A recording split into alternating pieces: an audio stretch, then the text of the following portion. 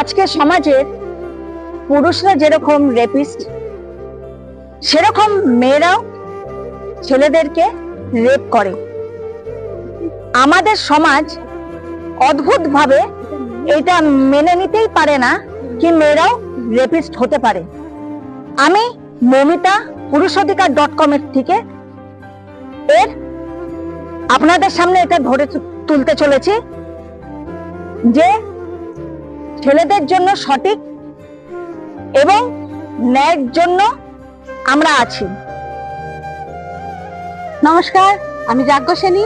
আমি পুরুষাধিকার.com এর একজন সদস্যা, অ্যাক্টিভ মেম্বার। আজকে আমি একটা কথা বলতে চাই, সেটা হলো 498 এই ধারাটা আমাদের বিচার ব্যবস্থার একটা বিচার পদ্ধতি। তো এই পদ্ধতিতে যখন একটি নারী বিচারিতার মধ্যে পড়ে, বিপদে পড়ে বা অত্যাচারিত হয়, তখন পুরুষের পরিবারকে অর্থাৎ তার স্বামীর পরিবারকে এই 498 এর মাধ্যমে শাস্তি দেওয়া হয়। যদি একটি পুরুষ সমানভাবে একটি নারীর তরফ থেকে এই সেম ভাবে অত্যাচারিত হয়, বিচারিতার মুখে পড়ে, তাহলে কেন বিচার ব্যবস্থা এর বিচার করবে না? নারী পুরুষের বিভেদ এই জায়গাটায় যে রয়েছে, আমরা বিচার ব্যবস্থাকে চোখে আঙ্গুল দিয়ে দেখাতে চাই যে এই জায়গাটায় কিন্তু বদলের প্রয়োজন আসে। বিয়ে হচ্ছে, ডিভোর্স হচ্ছে, কিন্তু ডিভোর্সের পর শুধু মেয়েরাই দাবি করছে। কিন্তু কেন? তাদের নাকি জীবন নষ্ট হচ্ছে, ভার্জিনিটি নষ্ট হচ্ছে। আর ছেলেদের বেলায় তাদের জীবন, তাদের ভার্জিনিটি কোনো মূল্য নেই। আশ্চর্যের বিষয়, নারীরা আবার দুহাত তুলে বলছে আমরা নারী, আমরাই পারি। কিন্তু হাত পেতে টাকা নেওয়ার বেলায় লজ্জা করে না। কেন এই বিচারিতা? নির্যাতিত পুরুষের সামাজিক ও আইনি সাহায্য প্রদান এবং পুরুষের সমান অধিকারের দাবিতে মঞ্চে এবার পুরুষাধিকার.com। ডাক্তার তিলক তমাল বিচারের দাবিতে সারা পৃথিবী উত্তাল হয়েছে, কিন্তু দিলীপ ঘোষের স্ত্রী রিঙ্কু মজুমদারের ছেলে সৃঞ্জয়ের সন্দেহজনক মৃত্যুতে সমাজ কেন অদ্ভুতভাবে চুপ? এই প্রসঙ্গে প্রশ্ন তুলল পুরুষের সমান অধিকারের পক্ষে আওয়াজ তোলা পুরুষাধিকার.com নামের একটি সর্বভারতীয় সামাজিক সংগঠন। ভারতীয় সংবিধানে নারী পুরুষের সমান অধিকার নেই বা অত্যাচারিত পুরুষ এই সমাজে যথাযোগ্য বিচার পায় না, এই অভিযোগ বহুদিনের। নির্যাতিত পুরুষদের নিয়ে অল বেঙ্গল মেন্স ফোরাম দীর্ঘদিন ধরে কাজ করছে, কিন্তু এবার সর্বভারতীয় স্তরে নির্যাতিত নিপীড়িত পুরুষদের সমস্ত রকম সামাজিক ও আইনি সাহায্য করতে এবং পুরুষের সমান অধিকারের দাবিতে দেশব্যাপী প্রচার করতে পুরুষাধিকার.com নামে স্বেচ্ছাসেবী সংগঠন আত্মপ্রকাশ করল।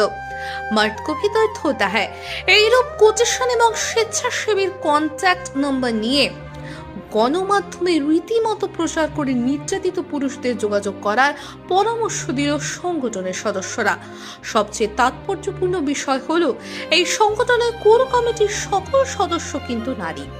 সংগঠনের অন্যতম সদস্য যাজ্ঞসেনী বলেন, সম্প্রতি গোরখপুরে মার্চেন্ট নেভির স্বামীকে 15 টুকরো করে ড্রামে ভরে রাখা বা পাগুইহাটিতে পিসি শাশুড়িকে হত্যা করে ট্রলি ব্যাগে ভরে এক মহিলার গঙ্গায় ফেলতে যাওয়ার মতো ঘটনা চোখে আঙুল দিয়ে দেখায় অপরাধ জগতে আজ নারী পুরুষের কোনো বিভাজন হয় না।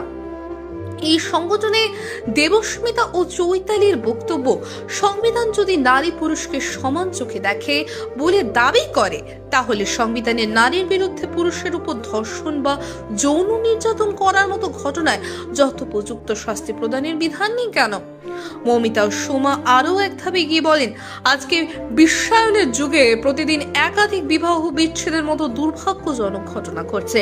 নারী পুরুষ যদি সমান হয়, তাহলে কোন লজ্জায় নারীরাই শুধু হাত পেতে খোরপোশের টাকা চাইছে?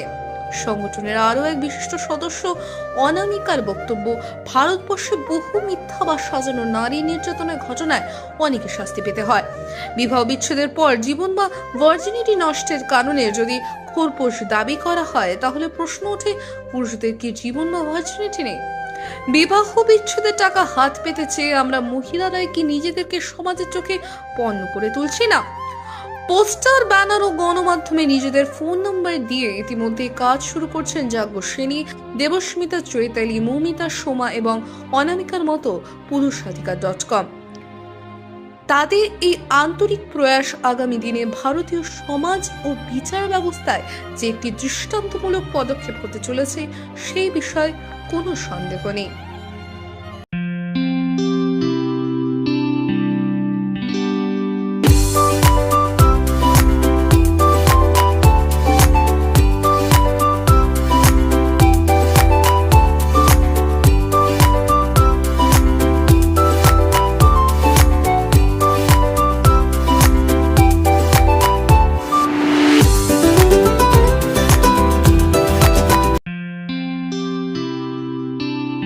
আপনার জীবনের সমস্ত প্রতিকূল পরিস্থিতির অবসান ঘটাতে আজই আসুন কামাখ্যা সিদ্ধতান্ত্রিক গোল্ড মেডেলিস্ট প্রশান্ত আচার্যের কাছে, যিনি একাধারে জ্যোতিষ ও বাস্তুবিদ, যাহা বাস্তব অভিজ্ঞতার মাধ্যমে বহু মানুষকে নতুন পথ দেখিয়েছেন। তাই আজই আসুন সুদক্ষ জ্যোতিষ ও বাস্তুবিদ এই প্রশান্ত আচার্যের কাছে। আমাদের ঠিকানা কর্মজা ঘাট রোড, ভারত গ্যাস অফিসের পাশে, রায়গঞ্জ, উত্তর দিনাজপুর।